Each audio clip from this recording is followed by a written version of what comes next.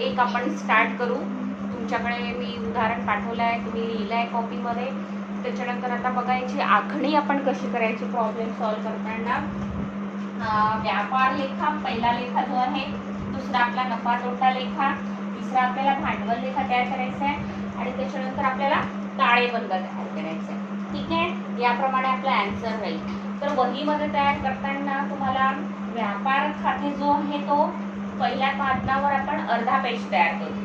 त्याच्यानंतर तो पान सोडून द्यायचा, तेवढी जागा रिकामी राहू द्यायची. त्याच्यानंतर दुसऱ्या पेजवर आपल्याला नफा तोटा खाते पूर्ण पेजभर तयार करायचं आहे आणि तिसऱ्या पेजवर आपल्याला भांडवल खाते अगदी 4-5 ओळीचे आणि त्याच्या खाली आपलं ताळेबंद आपण पूर्ण पेजभर आपण तयार करायचं आहे. ठीक आहे, तो प्रॉब्लेम बघा. उदाहरण क्रमांक जो आहे तो आपला 1 आहे. त्याच्यामध्ये दया आणि क्षमा हे 2 भागीदार आहेत आणि ते एकास एक या प्रमाणात नफा तोटा विभागून घेतात. एकास एक जे प्रमाण आहे त्याला अंडरलाईन करायचं आहे. हा नफा विभाजनाचं प्रमाण आहे.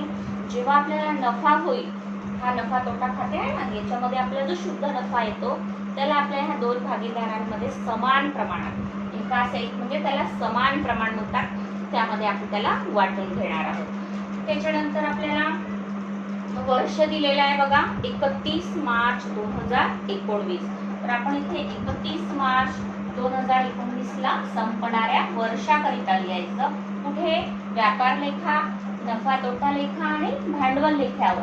आणि ताळेबंद जेव्हा लिहू आपण स्थिती विवरण, त्याच्यामध्ये आपल्याला काय लिहायचं असते? 31 मार्च 2019 या दिवशीचे, याप्रमाणे आपल्याला त्यावर हेडिंग टाकायचं असतं. आणि ताळेबंदाला देयता आणि संपत्ती, बाकी जे आहे लेखे त्याला विवरण राशी, विवरण राशी. त्याच्यानंतर बघा आपल्याला उदाहरण जे विचारले की परीक्षा सूची जी आहे ती अशी दिली आहे 2 भागात. परीक्षा सूची ही 2 भागात असते आणि कधी कधी एकाच भागात असते, तर 2 हे राशीचे कॉलम दिलेले असतात. ही विकलनची राशी आहे आपली आणि ही जी आहे ती समाकलनची राशी. तर ही जी परीक्षा सूची आहे याची आपण किती नोंदी करतो? 1. आणि याच्या खालीच्या समायोजना दिल्या आहे बघा, त्याची आपण किती नोंदी करत असतो? 2. तर या परीक्षा सूचीमध्ये जे विकलनला पद दिलेले आहे, परीक्षा सूचीच्या विकलनला, ह्या पदाची नोंद आपण एकदा व्यापार लेखाच्या विकलनला करू, नफा तोटा लेखाच्या विकलनला करू, नाही तर आपल्या संपत्ती बाजूला करू. समजले आहे? तसंच आपलं जे परीक्षा सूचीच्या समाकलन बाजूला जे पद आहे त्याची नोंद आपण व्यापार लेखाच्या समाकलन बाजूला करायची, किंवा मग आपल्या नफा तोटा लेखाच्या समाकलन बाजूला करायची, किंवा मग आपली ती काय असते? देयता असते. समजलंय मी काय म्हटलं? व्यवस्थित ऐकायचं. नाही समजलं असेल तर रिपीट ऐकायचं. तुमच्याकडे व्हिडिओ आहे, व्हिडिओवर तुमच्या येत आहे, तर म्हणजे नेट थ्रू आपल्याला असल्यामुळे. ठीक आहे, तर परीक्षा सूचीच्या पदाची 1 नोंद आणि समायोजनेच्या किती नोंदी? 2. सुरुवातीला आपल्याला समायोजना सोडवायच्या असतात, त्याच्यानंतर मग आपण परीक्षा सूचीत जे उरलेले पद असतात त्याच्या नोंदी करतो. तर पहिली समायोजना बघा, काय दिलेलं आहे आपल्याला? संवरण स्कंद. संवरण स्कंदाच्या किती नोंदी करतो आपण? 2. तर पहिली नोंद आपण कुठे करत असतो? आपल्या 40,000 दिलेला आहे व्यापार खात्याच्या समाकलन बाजूला. पुढे अंतराने लिहायचं, एकदी वरती नाही लिहायचं. संवरण स्कंद किती हजार आहे आपल्याकडे? 40,000. आणि याची दुसरी नोंद कुठे करू आपण? आपल्या संपत्ती बाजूला. संवरण स्कंद 40,000. त्याच्यानंतर बघा दुसरं पद आपल्याला दिसते आहे इमारत आणि यंत्रावर अनुक्रमे 5% आणि 3% घसारा आकार. तर घसारा आपण बघितलं होतं याच्या आधी, पण घसाऱ्याच्या किती नोंदी करतो आपण? 2. तर पहिलं कशावर? इमारतीवर. इमारतीवर किती? 5. आणि यंत्रावर किती टक्के काढायचं आहे? 3%.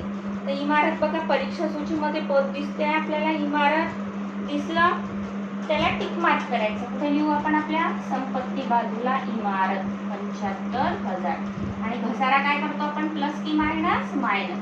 किती टक्के करायचं आहे? 5%. तर 75,000वर 5% बघा कसं काढायचं? 75,000 गुणिले किती टक्के? 5%. टक्क्याचा अर्थ होतो 100 पैकी 5. तर 75,000ला किती? 100 आपण मार्क्स देतो ना, 100 पैकी 10, 20, 30. हे 5% म्हणजे 100 पैकी 5. 1 2 0 कॅन्सल, 1 0 दुसऱ्याचा तसा, 5 5 25 आणि 7 5 किती होईल 35, म्हणजे 3550. आपण काय करायचे याच्यामधून मायनस 3550 मायनस करा. 0 10 तून 5 गेले 5, 10 तून 6 गेले 4 आणि 5 तून 4 गेला 1 आणि 7 जसेच्या तसे 71,450 आणि 3,550 ची दुसरी एंट्री पुढे करू आपण नफा तोटा खात्याच्या विकलन बाजूला. काय लिहू आपण? यंत्रा नाही, इमारतीवर घसारा किती आहे आपण काढला 3,550. त्याच्यानंतर आपल्याला कशावर घसारा काढायचा आहे? आपल्या यंत्रावर. बघा यंत्र किती आहे आपल्याकडे, टिक मार्क करा त्याला. 1,14,800 दिसलं यंत्र आणि मायनस घसारा किती टक्के करायचा आपल्याला 3%.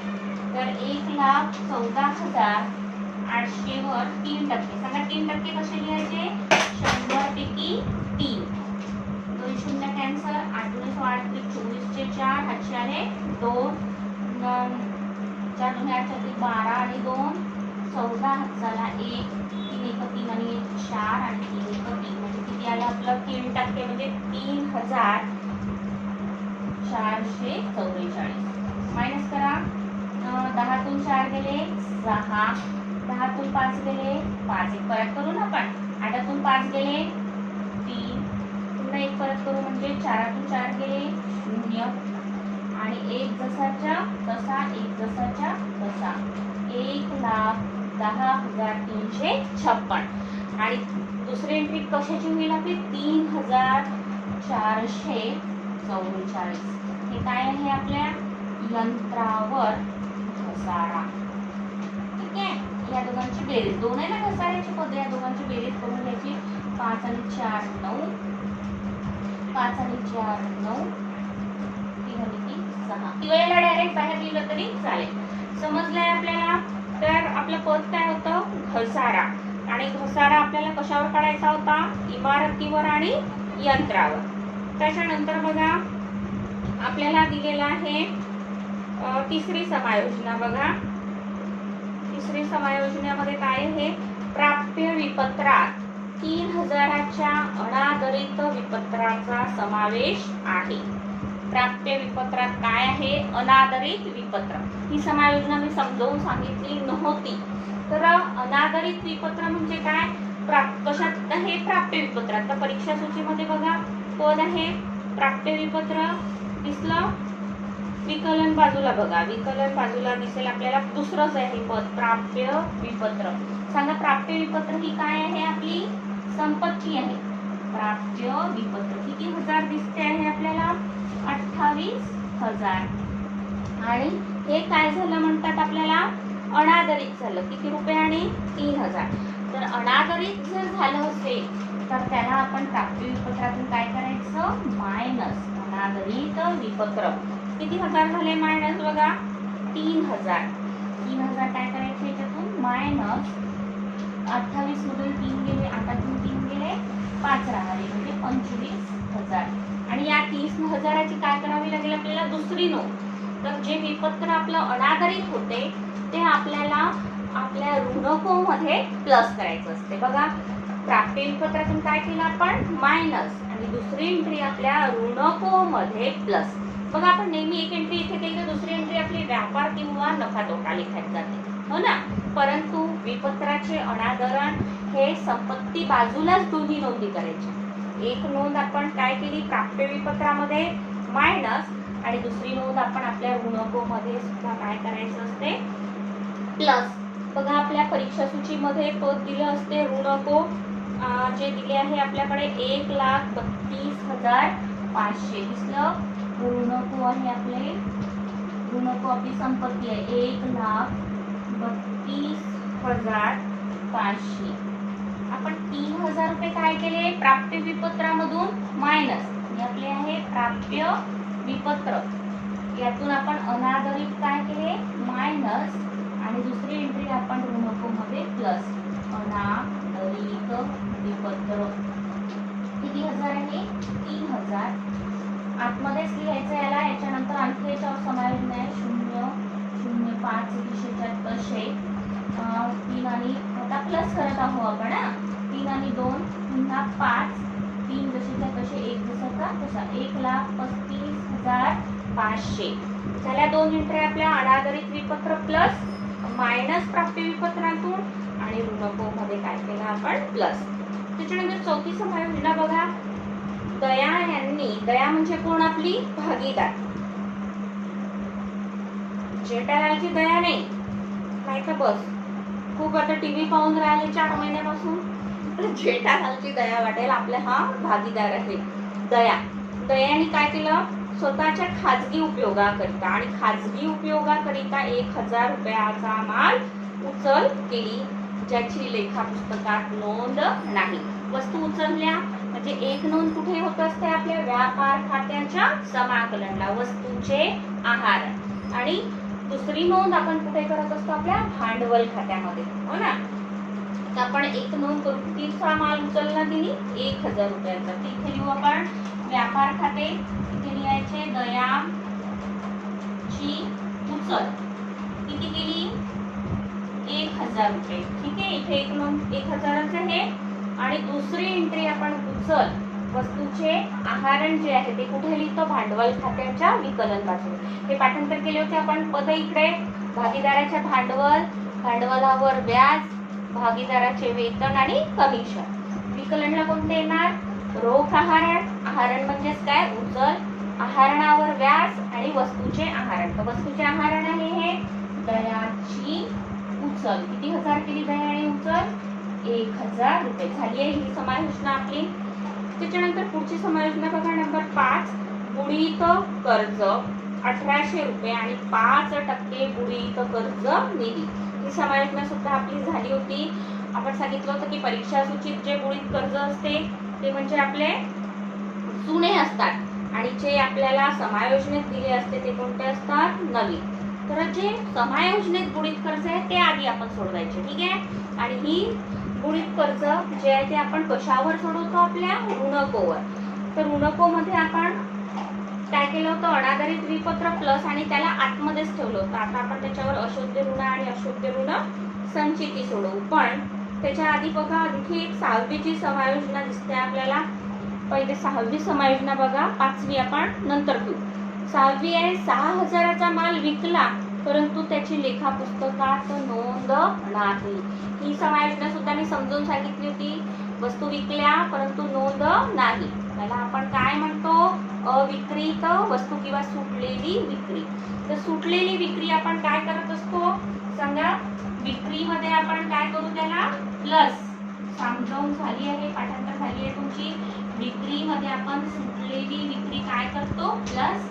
आणि दुसरी नोंद कोणाला वस्तूंची विक्री करतो आपण आपल्या ऋणकोला, म्हणून ऋणको मध्ये सुद्धा काय करतो त्याला प्लस. तर आपण ही एंट्री 6वी जी आहे 6,000च्या वस्तू काय केल्या आपण विकल्या तिला आपण आधी सोडवायचं. किती आहे आपली परीक्षा सूची बघा. परीक्षा सूचीमध्ये पद काढा विक्री 2,85,500 लिहा.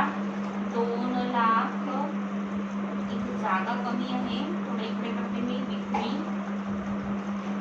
2,85,000 किती आहे 500. ठीक आहे. 2,85,500 याच्यामध्ये आपण सुटलेली विक्री काय करू प्लस. किती विक्री सुटली बघा आपल्याला समायोजनेत दिले आहे 6,000. याच्यामध्ये काय करायचे प्लस आतमध्येच लिहायचं कारण की याच्यातून आपण काय मायनस करतो आपलं विक्री परत, हो ना. तर आपल्याला पहिले प्लस करावं लागेल 6,000 0,05 जसेच्या तसे आणि 5 आणि 6 11,000 1 8 आणि 1 9 2,91,500. 6,000च्या किती नोंद झाल्या 1. आणि दुसरी नोंद करू आपण आपल्या ऋणको मध्ये प्लस सुटलेली विक्री किती होती आपली 6,000. ही सुद्धा याच्यामध्ये प्लस करू आतमध्येच ठेवायचं. 5 जसेच्या तसे 5 आणि 6 11,000 1 4 आणि 1,41,500. हा बघा मुलींनो, लास्ट व्हिडिओमध्ये आपण मध्येच थांबलो. आपली 5वी समायोजना आपण थांबवली होती. त्याच्या आधी आपण आपली नंबर 6 ची समायोजना बघितली होती. ठीक आहे ना. तर त्याच्यामध्ये आपण 6व्या समायोजनेत काय केलं बघा, अविक्रीत वस्तू ज्या होत्या 6000चा माल विकला परंतु त्याची लेखा पुस्तकात नोंद नाही, त्याला आपण अविक्रीत वस्तू किंवा सुटलेली विक्री म्हटलं होतं. तर विक्रीमध्ये आपण ती काय केली होती, प्लस आपली जी विक्री आहे ती किती होती, 2,85,500. त्याच्यामध्ये सुटलेली विक्री आपण प्लस केली 6000. आणि दुसरी एंट्री आपण आपल्या ऋणकोमध्ये पहिले आपण अनाधारित विपत्र प्लस केलं, त्याच्यानंतर सुटलेली विक्री 6000 प्लस केली आणि आपलं आन्सर आलं 1,41,500. दिसत नव्हतं खाली बोर्डवर, त्याच्यामुळे व्हिडिओ आपण स्टॉप केला होता. तर त्याच्यानंतर आता आपण 5वी समायोजना पुन्हा एकदा समजावून सांगते बघा. बुडीत कर्ज किती आहे, 1800 आणि 5% प्रमाणे आपल्याला बुडीत व संशयित कर्ज निधीची तरतूद करायची आहे. तर ही आपण सोडवू. बघा, आपल्याला जे समायोजनेमध्ये जे असतं बुडीत कर्ज त्याला आपण काय म्हणतो, नवीन बुडीत कर्ज. आपण ते ऋणको मध्ये काय करायचं, मायनस. किती आहे आपल्या समायोजनेमध्ये बघा, नंबर 5 ची समायोजना 1800 रुपये बुडीत कर्ज, त्याला अशोध्य ऋण पण म्हणतात. मी अशोध्य ऋण शब्द लिहिलाय, बुडीत कर्ज पण लिहू शकतो. तर 1800 आपण काय करायचे, इथनं मायनस 1,41,500 मधून 1800 गेले तर किती राहिले आपले, 1,39,700. आणि त्याच्यानंतर मग आपण ह्या 1,39,700 वर आपण किती टक्के काढले, आपले 5% जे आहे ते आपल्याला बुडीत कर्ज निधी काढायची होती. तर आपण 5% काढू, 2 शून्य आपले कॅन्सल, 5 7 35, हातचे आले 3, 5 9 45, 6 7 48, 8, हातचे आले 4 आणि 5 3 15, 16 17 18 19 चे 9, हातचा आला 1, 5 1 5 आणि 1 6. हे 5% निघाले आपले 6,985 आहे. लिहिले आपण 6,985. काय झालं आपलं, नवीन अशोध्य ऋण संचिती. ही आपण याच्यातून मायनस करू आणि बाहेर येईल आपले 1,32,715. तर ही झाली आपली एक एंट्री. कशाची, नवीन अशोध्य ऋण 1800 आणि नवीन अशोध्य ऋण संचिती 6,985. आणि त्याची दुसरी एंट्री कुठे करतो आपण, नफा तोटा खात्याच्या विकलन बाजूला. बघा, आपण 4 पदाचं सूत्र तयार करायचं आहे, सांगितलं होतं मी समजावून. वरचं पद असतं जुनं आणि 4थ्या नंबरवर असतं जुनं अशोध्य ऋण संचिती, बुडीत कर्ज निधी पण म्हणतो आपण त्याला. आणि मधले दोघं जे आहे ते आहे नवीन बुडीत कर्ज किंवा नवीन अशोध्य ऋण आणि नवीन अशोध्य ऋण संचिती. तर हे जे मधले दोघं आहे हे आपण कुठून आणू, आपले समायोजनेमधून. किती होते आपले नवीन बुडीत कर्ज, 1800 आणि नवीन अशोध्य ऋण संचिती होती आपली, जे आपण 5% काढली 6,985. समजलं आहे. आणि हे जे जुने आहे ते आपण आपल्या परीक्षा सूचीमध्ये बघा, लक्ष द्या. परीक्षा सूचीमध्ये आपल्याला दिसेल बुडीत कर्ज, विकलन बाजूला बघा परीक्षा सूचीच्या बुडीत कर्ज दिसते आहे का, ऋणकोच्या खाली आहे 1000, टिक मार्क करा. ते आपण लिहू 1000 म्हणजे जुने बुडीत कर्ज किंवा जुने अशोध्य ऋण. आणि समाकलन बाजूला बघा संशयित कर्ज निधी दिसलं, धनकोच्या खाली आहे 1800 रुपये, ते आपण याच्यातून काय करायचं असते, मायनस. बघा 1000 आणि 1800 परीक्षा सूचीत होते, याची किती नोंद करू आपण, 1. आणि समायोजनेमध्ये किती होते आपले 1800 आणि 5%, त्याच्या किती नोंदी केल्या आपण, 2. तर आता ऋणकोवर आपल्या एकापेक्षा जास्त समायोजना होत्या. एक होतं अनाधारित विपत्र, त्याच्यानंतर दुसरं होतं आपली सुटलेली विक्री आणि त्याच्यानंतर होतं ऋणकोवर अशोध्य ऋण आणि अशुद्ध ऋण संचिती. जर ऋणकोवर एकापेक्षा जास्त समायोजना जर असेल उदाहरणार्थ, तेव्हा काय करायचं, आधी उरलेल्या समायोजना सोडवायच्या आणि शेवटी आपण अशुद्ध ऋणाला सोडवायचं. समजलं. आपण 6वी समायोजना आधी का सोडवली, कारण की आपल्याला टक्के जे काढायचे असतात ते सर्वात शेवटी, जे उरलेली शिल्लक रक्कम आहे त्यावर आपण टक्के काढतो, म्हणून आपण आधी 6वी समायोजना सोडवली आणि मग 5वी. समजलं आहे. अशोध्य ऋण आणि अशोध्य ऋण संचिती ही ऋणकोवर बाकी समायोजना सोडविल्यानंतर आपल्याला सोडवायचं असते. ठीक आहे. तर आपलं इथे समायोजना संपल्या. याच्यानंतर आणखी 2 समायोजना आपल्याला उदाहरणात दिसतात, ज्या आपल्याला परीक्षा सूचीमध्ये दिलेल्या आहे. बघा, परीक्षा सूचीमध्ये पुन्हा समायोजनेमधल्या समायोजना आपल्या संपलेल्या आहेत. आता परीक्षा सूचीमध्ये बघा आपल्याला दिसते आहे 10% गुंतवणूक. जर आपल्या परीक्षा सूचीच्या पदावर टक्के दिले असेल किंवा कंसात काही दिलं असेल तर त्याला आपण गुप्त समायोजना म्हणतो. तर 10% गुंतवणूक. गुंतवणूक ही आपली काय आहे? संपत्ती. तिथे खाली जागा नाही आहे, मी वरती लिहिते. वरती थोडंसं करून घेते याला, संपत्ती. आणि इथे लिहू आपण गुंतवणूक. टिक मार्क करा. किती गुंतवणूक आहे? 20,000 संपत्ती आहे ना. गुंतवणूक ही आपली संपत्ती आहे. आणि याच्यावर 10% आपल्याला काय प्लस करायचं आहे? व्याज. 10% गुंतवणूक म्हणजे 10% त्याच्यावरचं काय आहे? व्याज आहे. तर ते आपण त्याच्यामध्ये काय करत असतो? प्लस. 10% टिक मार्क करायचं. गुंतवणूक किती आहे? 20,000. 20,000वर 10% म्हणजे आपले किती निघतील? 2,000. हे याच्यामध्ये काय होईल? प्लस. बाहेर येईल आपले 22,000. आणि या 2,000ची दुसरी नोंद आपण कुठे करू? आपल्या नफा तोटा लेख्याच्या सांगा कोणत्या बाजूला? समाकलन बाजूला. का बरं? कारण की संपत्तीवरचं व्याज आहे तर आपल्याला मिळेल. जर बँकेत इथे कर्जावर व्याज असतं तर दुसरी नोंद आपण व्याजाची कुठे करू? आपण नफा तोटा लेख्याच्या विकलन बाजूला. आता आपण कुठे करू? आपल्या समाकलन बाजूला. 1-2 लाईन सोडायच्या आपल्या आणि नंतर लिहायचं गुंतवणुकीवर व्याज. किती होतं आपलं गुंतवणुकीवर व्याज? 2,000.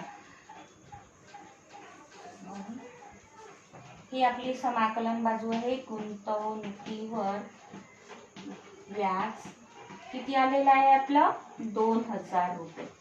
तर याला म्हणतात गुप्त समायोजना, जर त्या परीक्षा सूचीमध्ये दिल्या असेल तर.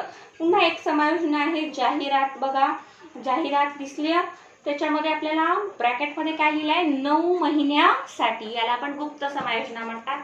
तर जाहिरात हे पद आपण कुठे लिहितो? आपल्या नफा तोटा लेख्याच्या विकलन बाजूला लिहायचं जाहिरात. परीक्षा सूचीमध्ये पद आहे आपलं 4,500. ठीक आहे. आणि हे आता बघा, याला आपण रफ मध्ये सोडवू.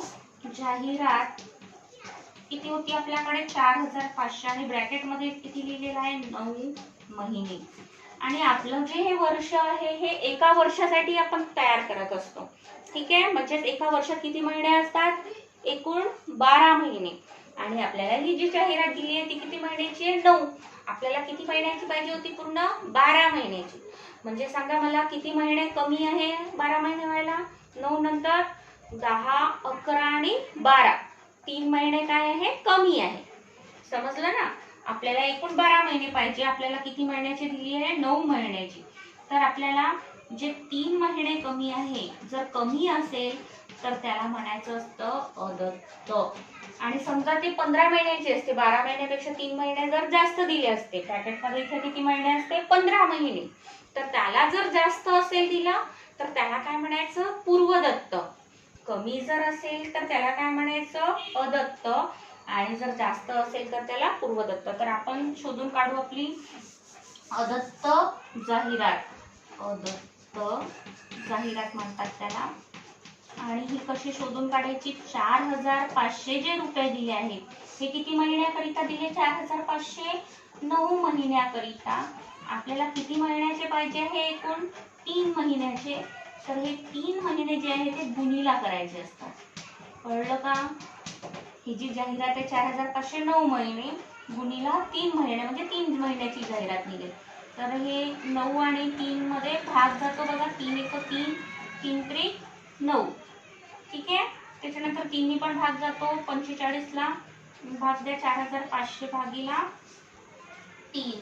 3 1 3 हातचा आला 1, 5 खाली घ्या. 3 5 15. 0 0 आणि उरले किती? 0 2. तर ते जसेच्या तसे. म्हणजे अदत्त जाहिरात किती निघाली आपली? 1,500 रुपये. समजलं आहे? हे जाहिरात 4,500 ही 9 महिन्याकरिता दिली होती. आणि कमी होते 12 महिन्याला 3 महिने कसे होते? कमी. म्हणून त्याला काय नाव दिलं आपण? अदत्त जाहिरात. किती महिने कमी होती? 3. का सॉल्व कसं करायचं त्याला? किती हजार होते आपल्याकडे? 4500. 4500 हे किती महिन्याचे? 9 महिन्याचे. किती महिन्याचे कॅल्क्युलेट करायचे आपल्याला? 3 महिन्याचे. म्हणून आपण काय करायचं? 4500 ला 9 महिने तर 3 महिन्याला किती निघाली आपली? 1500. आणि मला सांगा, आपण शिकलेलो आहोत अदत्त काय करतो आपण? प्लस की मायनस?